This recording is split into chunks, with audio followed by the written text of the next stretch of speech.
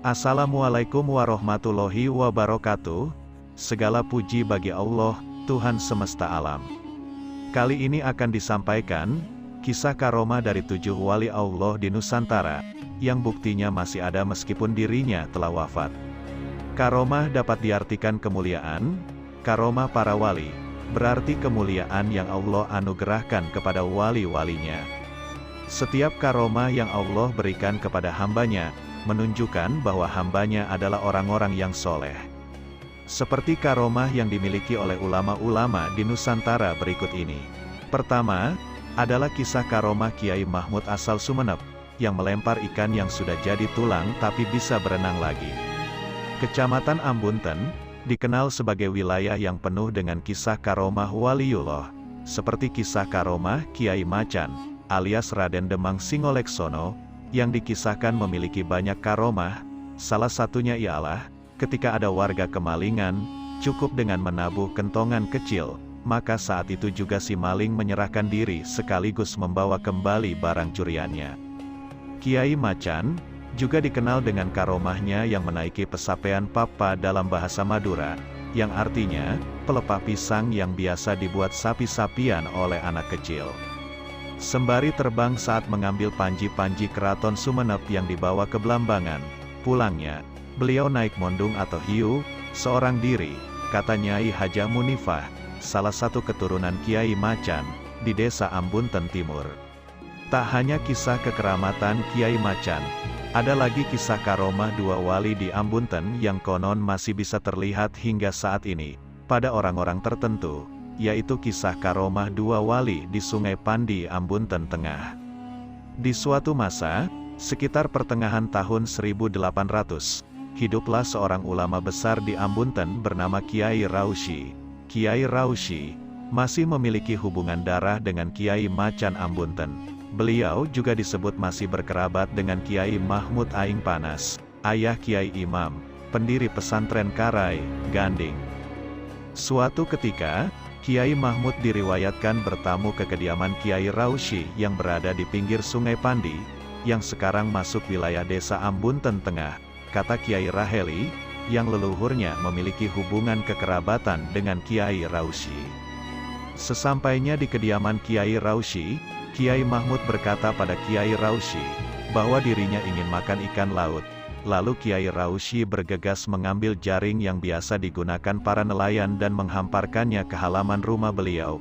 Seketika atas izin Allah, jaring dipenuhi oleh ikan-ikan laut yang masih hidup dan menggelepar di jaring tersebut. Akhirnya dimasaklah ikan-ikan tersebut oleh Kiai Raushi dan dihidangkan kepada Kiai Mahmud. Cerita Kiai Raheli, setelah selesai makan, Kiai Raushi seperti yang ditirukan Kiai Raheli berkata pada Kiai Mahmud, "Sekarang giliranmu, saudaraku." Mendengar itu, Kiai Mahmud mengambil sisa-sisa ikan bakar yang kepalanya masih menyatu dengan tulang sampai ekor, namun sudah tiada berdaging, karena telah dimakan.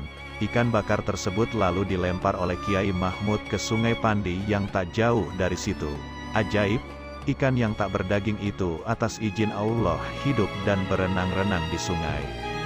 Ikan tersebut hingga saat ini dari cerita warga, kadang menampakkan diri, namun tidak semua orang bisa menjumpainya di Sungai Pandi, kata Raden Imamiyah, keturunan Kiai Macan sekaligus Kiai Mahmud yang ada di Ambunten. Namun konon, seperti yang dikatakan Imamiyah, biasanya warga atau orang yang melihatnya tidak lama hidup alias pendek umurnya. Dari dulu memang dikenal seperti itu. Tapi yang namanya mati itu ya tetap dikembalikan pada ketentuan Allah. Sudah ajalnya, tutup Imamiyah. Kedua, ada kisah dari Abah Guru Sekumpul, sudah wafat, tapi masih berdakwah di pedalaman Papua. Kisah karomah Guru Sekumpul, atau Kiai Haji Muhammad Zaini Abdul Ghani, bukan saja masyhur di Kalimantan saja. Karomah Abah Guru juga masyhur di berbagai pelosok hingga ke pedalaman Papua. Ini berdasarkan kisah nyata warga pedalaman Papua yang tercengang karena kaget dengan acara Haul Abah Guru. Padahal mereka belum lama masih mendapatkan asupan ilmu agama dari Abah Guru. Peristiwa ini terjadi pada Haul ke-10 Abah Guru Sekumpul tahun 2015. Saat itu, ada rombongan dari pedalaman di Papua, datang ke lokasi acara haul di Martapura, Banjar, Kalimantan Selatan. Mereka bingung, karena memang baru pertama kali datang keluar pulau dan keperluan yang mereka sendiri tidak tahu pasti seperti apa acaranya nanti. Acara haul ini sebetulnya kayak gimana? Tanya mereka.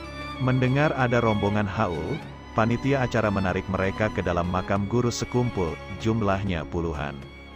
Ini yang dihauli apa ya? Tanya mereka lagi. Setelah ritual ziarah berlangsung sebentar, mereka benar-benar tidak mengetahui maksud dan tujuan haul. Ini adalah acara peringatan kematian Sohibul Haul, yang setiap fotonya juga ada di tiap rumah, jawab panitia. Siapa namanya? Guru Zaini. Orangnya seperti apa? Makin penasaran saja panitia yang mendengar pertanyaan orang-orang dari Papua itu. Ayo mari sini, jawab panitia. Oleh panitia, rombongan dari Papua itu diajak ke beberapa warung yang ada di sekitar lokasi haul guru sekumpul, yang ada banyak foto guru sekumpul dijual dan dipasang di sana. Yang mana namanya Guru Zaini? Ya, ini, jawab panitia. Tiba-tiba rombongan tersebut langsung menangis dan mengucapkan syahadat bersama. Foto yang ditunjukkan oleh panitia di warung-warung tersebut ternyata dikenal mereka sebagai guru yang mengajar akhlak dan kebaikan di tanah kelahirannya, pedalaman Papua. Mereka kemudian kembali lagi ke makam guru sekumpul dan meminta maaf. Guru sekumpul wafat pada tanggal 10 Agustus tahun 2005, tapi menurut kisah nyata rombongan dari Papua itu, beliau masih mengajarkan ketauhidan di pedalaman Papua, dan memberi mereka ongkos berangkat perjalanan dan pulang kembali ke Papua, lengkap dengan ongkos konsumsi dan lain-lainnya. Ketiga, adalah kisah Sunan Muria, merubah orang menjadi bulus. Diceritakan, saat itu Sunan Muria hendak meramaikan malam Nuzulul Quran di bulan Ramadan. Sunan Muria menuju tempat Mbah Dado untuk membaca Al-Quran bersama. Mbah Dado sendiri adalah seorang ulama penyebar agama Islam di Kudus. Mbah Dado memiliki murid yang bernama Umara dan Umari. Sunan Muria memang dikenal kerap mengunjungi atau bersilaturahmi kepada ulama sesama yang menyebarkan Islam. Di tengah jalan, Sunan Muria bertemu dengan dua orang yang sedang bekerja di sawah. Sunan Muria pun memerhatikan kedua orang tersebut. Setelah dilihat lebih dekat, ternyata kedua orang tersebut adalah Umara dan Umari, yang merupakan santri Mbah Dado. Mereka sedang mencabuti bibit padi di sawah pada malam Nuzulul Quran itu. Sambil menggelengkan kepala, Sunan Muria menegur kedua santri itu. Loh, malam Nuzulul Quran kok tidak membaca Al-Quran, malah bekerja di sawah? Mereka yang kaget mendengar suara tersebut secara bersamaan menoleh ke belakang. Ternyata mereka tahu kalau orang yang menegur mereka adalah Sunan Muria. Mereka semua terdiam dan menunduk. Kemudian mereka berkata, Anu Kanjeng Sunan, ucap mereka sambil bertatapan. Kemudian Sunan Muria berkata kembali, lebih baik kalian membaca Al-Quran untuk menghargai kedatangan bulan yang penuh rahmat ini. Kalian tentu tahu, membaca Al-Quran di bulan Nuzulul Quran ini pahalanya akan dilipat gandakan, malah kalian berendam di sawah seperti bulus saja. Maka, seketika itu juga mereka berubah menjadi bulus, atau hewan sejenis kura-kura. Sesaat kemudian datanglah Mbah Dado, untuk meminta maaf atas kesalahan yang dilakukan oleh santrinya. Namun malang tidak bisa ditolak, keduanya tidak mungkin bisa berubah menjadi manusia kembali. Lalu Sunan Muria menancapkan tongkatnya ke tanah. Tiba-tiba keajaiban pun terjadi. Dari tempat tongkatnya ditancapkan tersebut keluar mata air yang sangat jernih. Nama tempat tersebut diberi nama Desa Sumber, sedangkan tongkat Sunan Muria berubah menjadi pohon yang sangat besar. Kelak nanti, anak-anak dan cucu-cucu kalian akan menghormati setiap 1 minggu setelah Hari Raya, tepatnya pada bulan Syawal pada perayaan Hari Raya Ketupat, ucap Sunan Muria. Kemudian beliau pergi dari tempat tersebut. Dalam hatinya merasakan sebuah penyesalan karena merasa kasihan kepada kedua orang tersebut, namun semua itu sudah terjadi dan tidak mungkin bisa berubah lagi. Sampai saat ini, warga di Desa Sumber tersebut masih melakukan penghormatan di area mata air tersebut, dan tetap menjaga tradisi yang sudah turun menurut itu. Kisah keempat, adalah kisah Sunan Sendang Duur. yang memindahkan masjid dalam satu malam. Para wali menyebarkan Islam di tanah Jawa tidak hanya berbekal ilmu agama yang tinggi, namun juga oleh Allah Subhanahu wa Ta'ala diberikan karomah yang luar biasa. Salah satunya adalah Raden Nur Rahmat, atau dikenal sebagai Sunan Sendang Duur. Sunan Sendang Duur sendiri merupakan murid Sunan Derajat dan juga berdakwah di wilayah pantai utara Kabupaten Lamongan. Kita pasti sering mendengar kisah jin ifrit pada masa Nabi Sulaiman, yang sanggup memindahkan singgasana Ratu Bilqis sebelum Nabi Sulaiman berdiri dari tempat duduknya. Namun ternyata ada seorang ahli kitab yang dapat memindahkan singgasana tersebut dalam sekejap mata. Cerita yang mirip seperti ini dengan izin Allah Subhanahu wa Ta'ala dapat dilakukan oleh Sunan Sendang Duur. Beliau dapat memindahkan sebuah masjid dalam semalam, dan masjid tersebut tetap berdiri kokoh hingga saat ini. Berikut kisahnya. Raden Nur Rahmat lahir dari seorang keluarga yang berasal dari Baghdad, Irak, pada tahun 1520 Masehi dan wafat pada tahun 1585 Masehi. Singkat cerita, setelah mendapatkan gelar Sunan Sendang Duur dari Sunan Derajat, Raden Nur Rahmat berkeinginan mendirikan masjid sebagai syiar Islam di desa Sendang Duur. Namun hal tersebut terkendala tidak adanya kayu yang berkualitas. Lantas beliau meminta solusi kepada gurunya, yaitu Sunan Derajat. Lalu Sunan Derajat memerintahkan Raden Nur Rahmat untuk menuju ke Mantingan Jepara, dan bertemu Mbok Rondo Mantingan, atau Ratu Kalinyamat, yang saat itu mempunyai masjid agar menjual masjidnya. Ratu Kalinyamat merupakan putri Sultan Trenggono, dari Keraton Demak Bintoro. Suaminya bernama Raden Thoyib, yang merupakan Bupati Jepara. Sesampainya di Jepara, Sunan Sendang Duur lantas menanyakan soal masjid tersebut. Lantas Ratu Kalinyamat berkata, bahwa ia tidak akan menjual masjidnya. Namun almarhum suaminya berpesan, bahwa siapa saja yang bisa membawa masjid tersebut dalam keadaan utuh, dan tanpa bantuan orang lain dalam satu malam, maka masjid tersebut akan diberikan secara cuma-cuma. Mendengar jawaban Ratu Kalinyamat tersebut, Sunan Sendang Duur lantas menyanggupinya. Dengan izin Allah Subhanahu wa Ta'ala, dalam waktu tidak lebih dari satu malam, masjid tersebut berhasil dipindah dari Mantingan Jepara ke Bukit Amitunon, sebuah area pura tempat sesembahan masyarakat Hindu di desa Sendang Duur, Paciran, Lamongan, pada 1483 Saka atau tahun 1561 Masehi. Konon, saat itu warga desa Sendang Duur sangat terkejut melihat adanya sebuah masjid tiba-tiba muncul begitu saja. Sebagian mengatakan bahwa Sunan Sendang Duur adalah memang wali Allah.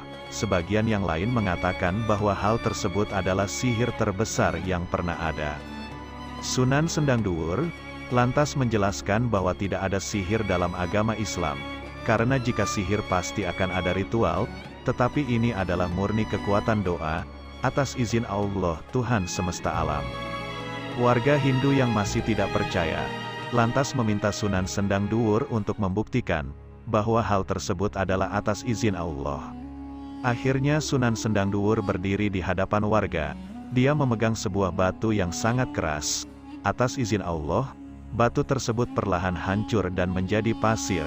Tak lama kemudian pasir itu berubah menjadi butiran emas, subhanallah.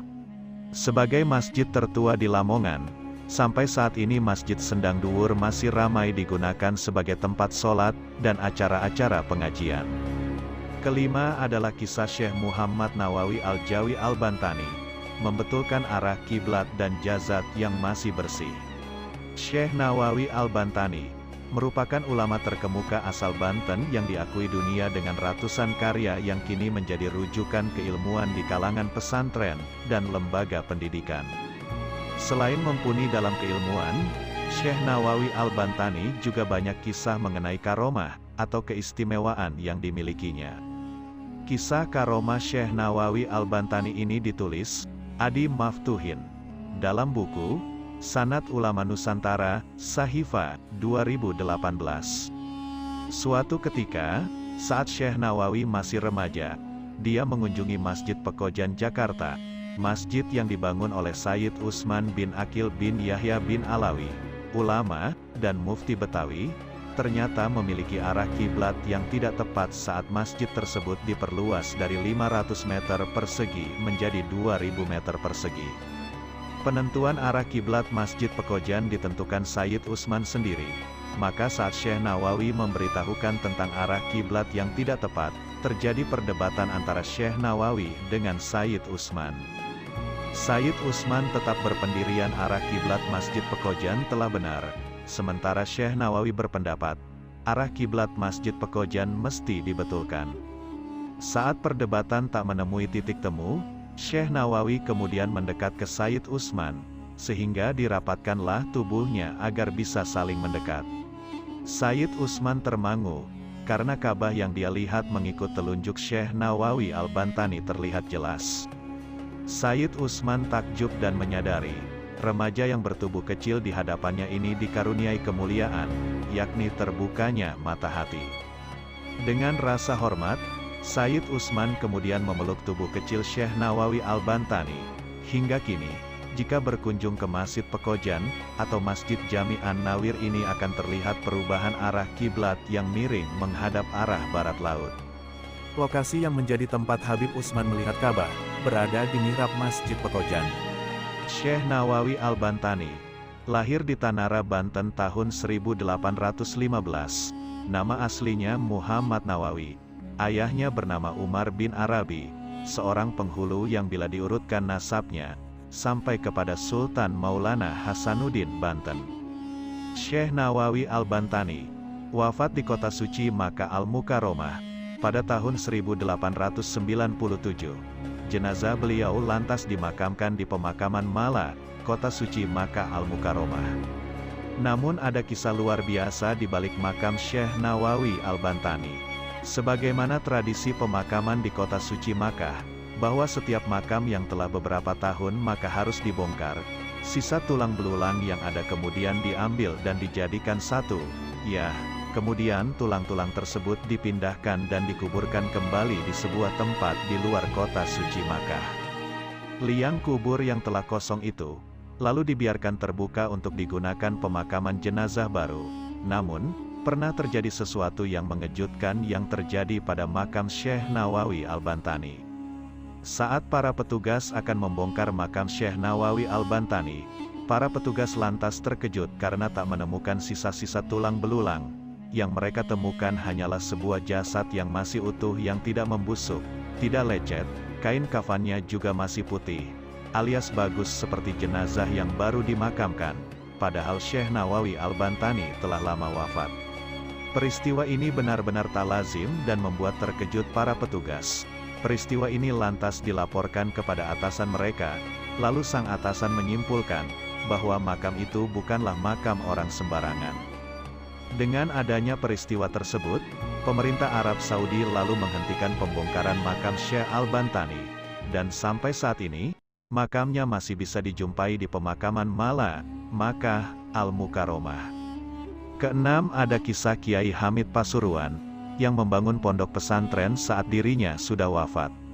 Dikisahkan, di salah satu kampung di Klaten, Jawa Tengah, pernah mengalami kejadian aneh yang sempat membuat geger semua warganya.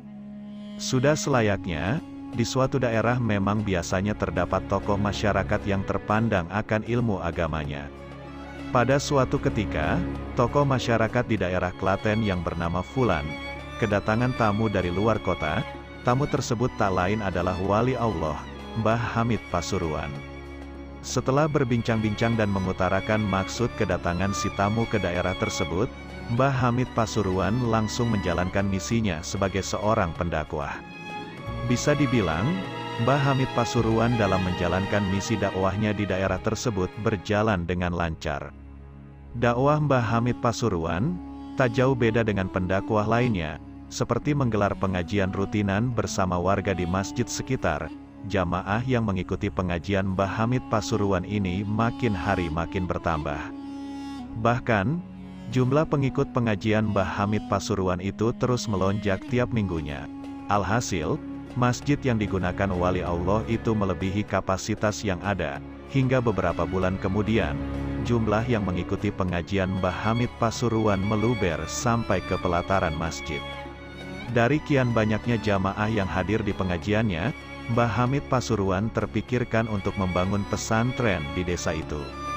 Karena Mbah Hamid Pasuruan berpikir, bahwa mungkin sebagian warga, suatu saat akan mengirim anak-anak mereka untuk mengaji dan menimba ilmu, di pesantren orang yang belum lama mereka kenal dan menetap di sana.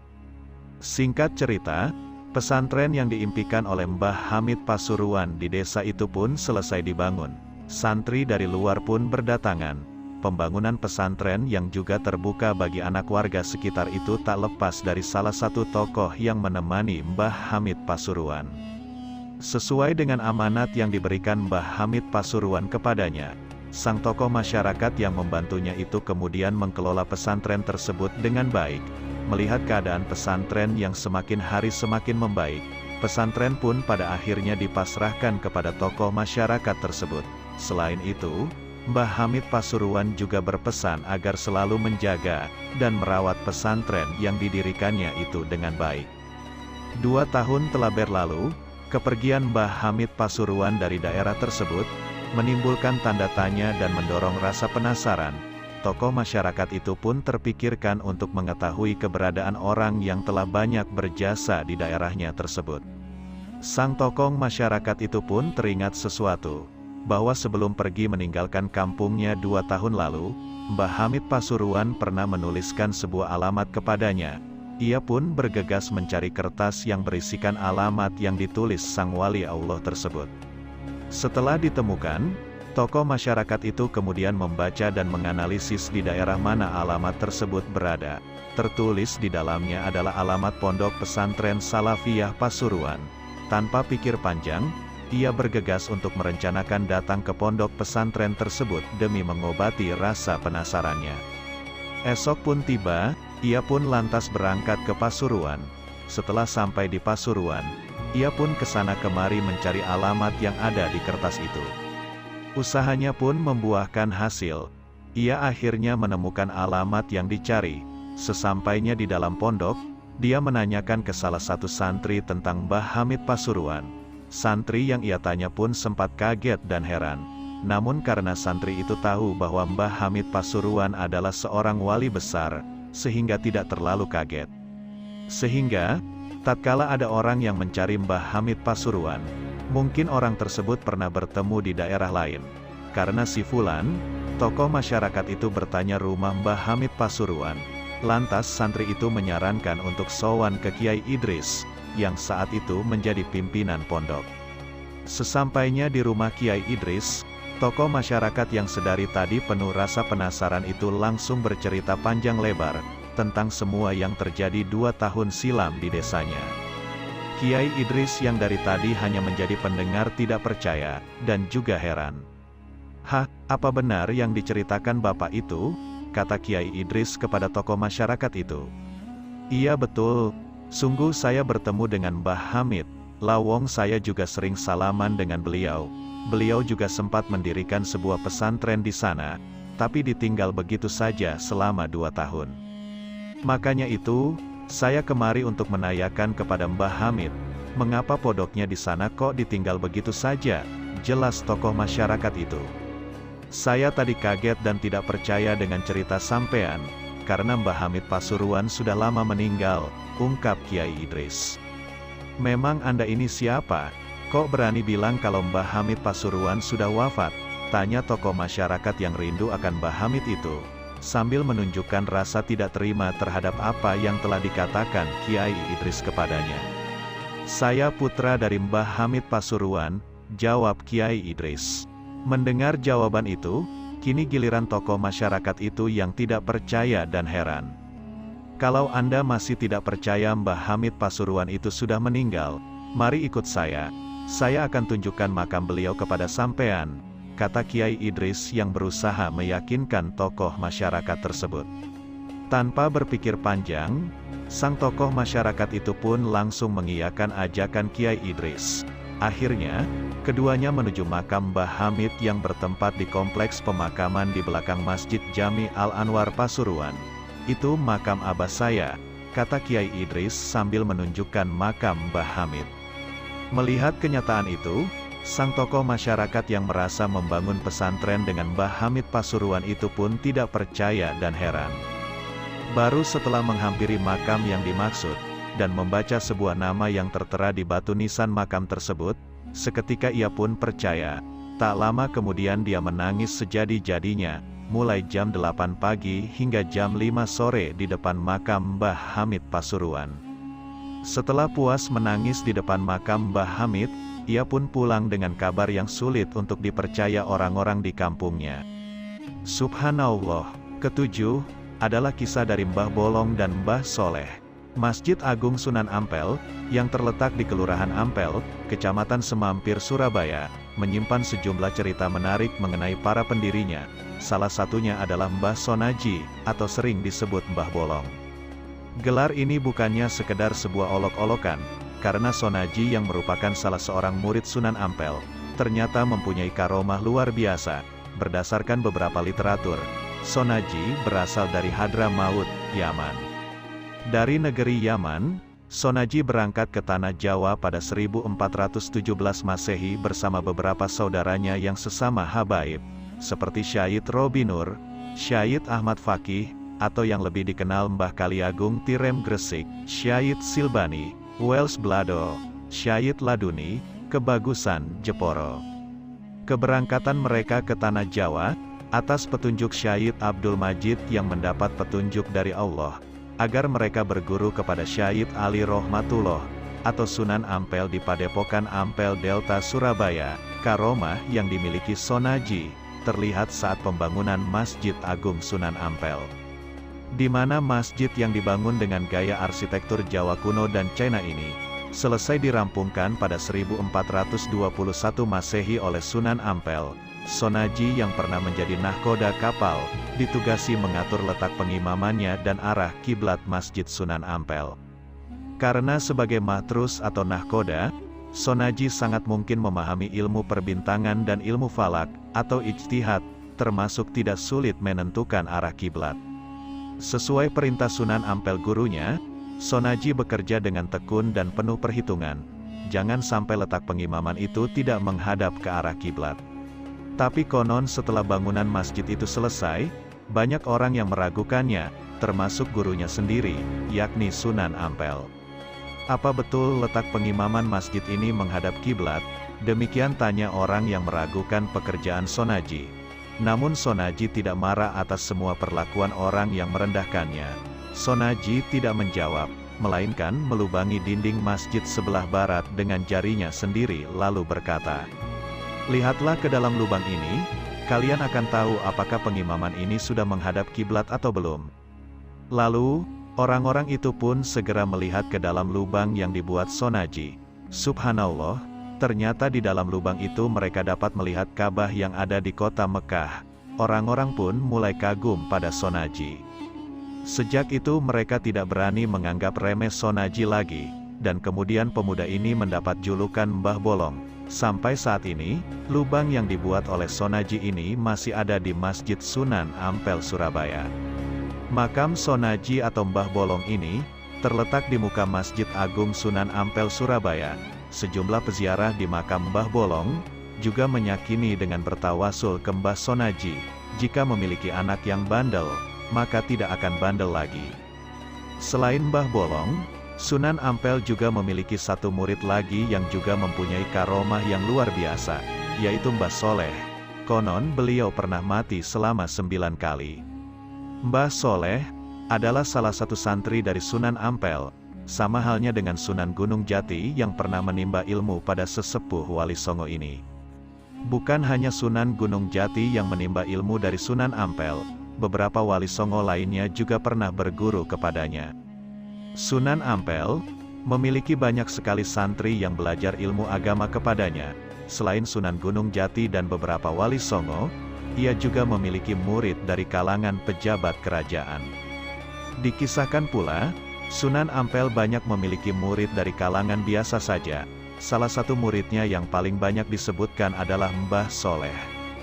Mbah Soleh sendiri merupakan satu dari sekian banyak murid Sunan Ampel yang paling disayangi, dan merupakan salah seorang murid yang mempunyai karomah dan keistimewaan yang luar biasa. Mbah Soleh menjadi tukang sapu masjid yang mengabdikan diri kepada Sunan Ampel. Ia habiskan hidupnya hanya untuk menjadi tukang sapu di Masjid Sunan Ampel. Mbah Soleh sangat patuh dan semangat dalam membersihkan masjid, sehingga tidak ada satupun debu yang menempel di lantai masjid. Ketika Mbah Soleh wafat, ia pun dimakamkan di dekat Masjid Sunan Ampel. Sepeninggal Mbah Soleh, tidak ada satupun santri yang mampu seperti Mbah Soleh. Tidak ada satupun santri yang bisa menandingi sifat ikhlas yang dimilikinya, yang bisa membersihkan masjid dengan sangat bersih, tanpa ada debu yang menempel di masjid. Sunan Ampel, yang merasa kehilangan dengan kepergian Mbah Soleh pun kemudian berucap, "Kalau saja Mbah Soleh masih hidup, tentulah masjid ini menjadi bersih," ucap Sunan Ampel. Satu kejadian yang di luar nalar terjadi. Tidak lama setelah Sunan Ampel mengucapkan kata-katanya, Mbah Soleh sudah berada di tempat pengimaman masjid, sambil menyapu lantainya. Seluruh lantai pun menjadi bersih kembali, dan orang-orang pun heran, karena Mbah Soleh bisa hidup lagi. Beberapa bulan kemudian, Mbah Soleh meninggal lagi, dan kembali dikuburkan di dekat kuburannya yang pertama. Hal yang sama terulang lagi. Mbah Soleh kembali hidup setelah Sunan Ampel berkata lagi. Mbah Soleh kembali hidup lagi. Kejadian ini berulang hingga 8 kali, sehingga makam Mbah Soleh ada 9 makam. Dan ketika Sunan Ampel wafat, beliau dimakamkan berjejer, dekat dengan makam Mbah Soleh. Wallahu a'lam bishawab.